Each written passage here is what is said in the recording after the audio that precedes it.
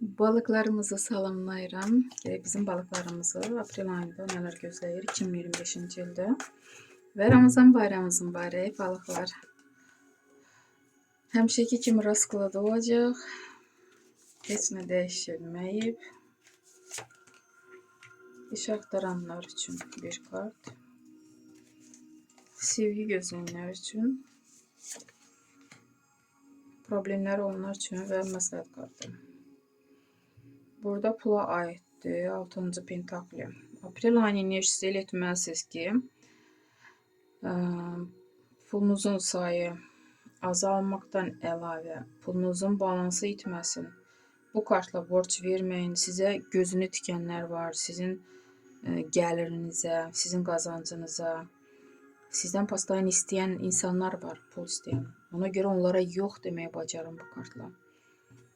Belə bir kart düşdü. Spravvedlivost. Burada da yenə, görürsünüz, burada da yenə balans, hər tərəfli qorumaq lazımdır balansı. Və əgər məhkəməlik işləriniz varsa, siz burada qalib kimi çıxırsınız məhkəmədən.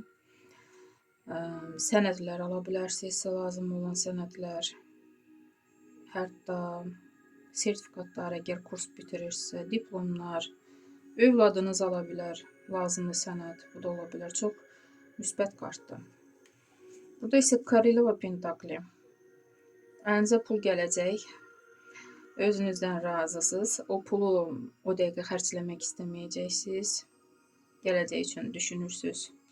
Lazımlı formada, yəni sərfəli formada xərcləyəsiniz ki, daha boş-boşuna bu pul əlinizdən getməsin. Və yəqin ki, bu da ona işarədir. Görürsünüzmü? Bəli, aprel ayında pul olacaq yenə. Amma balansı saxlayın. 8-ci jezli.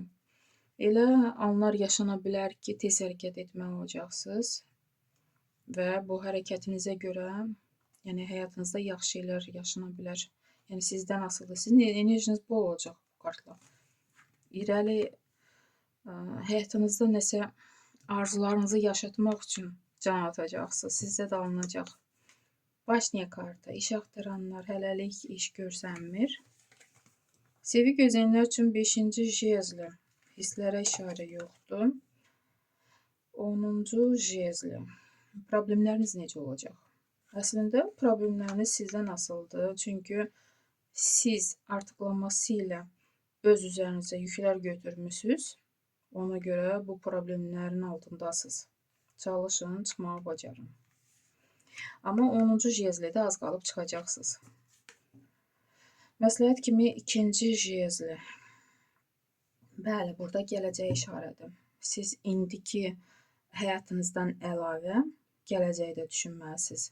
Gələcək üçün planlar qurmalısınız. Yəqin burada Koroleva pentakli görürsünüzmü? Burada düşünürsünüz, oturmuşsunuz.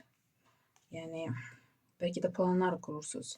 Burada da yol göstərir ki, lazımdır, bəli, gələcək üçün o planlar həyata keçsin deyə, yəni hərəkətə artıq keçməkdir. Burada oturursunuzsa, məsləhət kimi hərəkətə keçmək lazımdır. Belə bir məsləhət kartı düşür. İnşallah siz istəyən kimi olar aprel ayı. Sağ olun.